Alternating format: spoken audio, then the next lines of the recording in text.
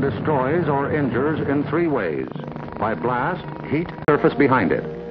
Any solid material afforded similar protection.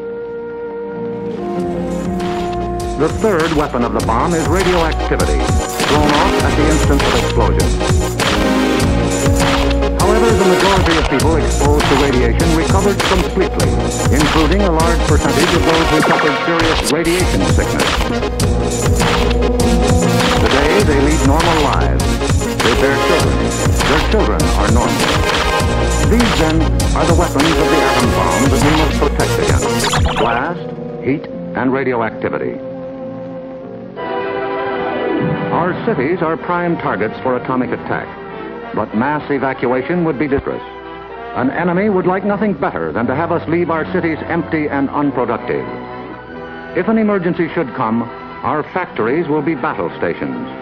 Production must go on if we are to win.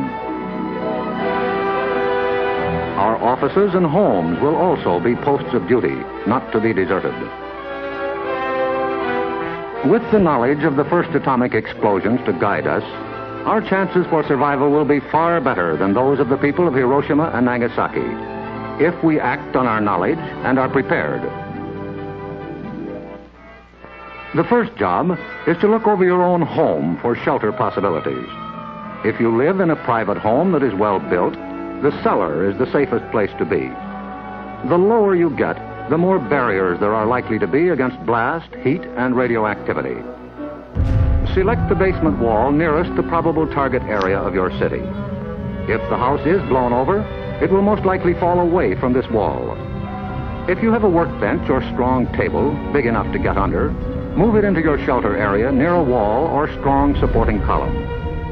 If the time comes when you actually have to take shelter, lie under the table.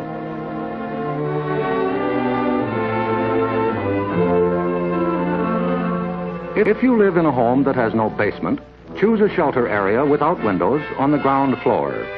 An interior hallway is probably best. In time of emergency, the shelter area should be cleared of mirrors and other objects that might cause injury. If you live in an apartment house, rules for taking shelter will be posted in your building. Learn them. Also, learn the location of public shelters in areas where you work or frequently visit. There are many things you can begin doing right now. Fireproof housekeeping is one, so clean up that attic. Keep waste in covered containers. Don't let trash pile up in the yard.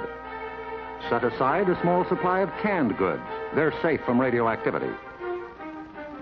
Have a good flashlight on hand. Electric lights may go out. Keep a first aid kit and learn how to stop bleeding.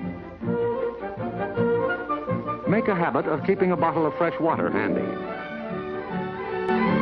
A radio will be important for receiving vital instructions. Finally, prepare the shelter area and collect all necessary shelter equipment.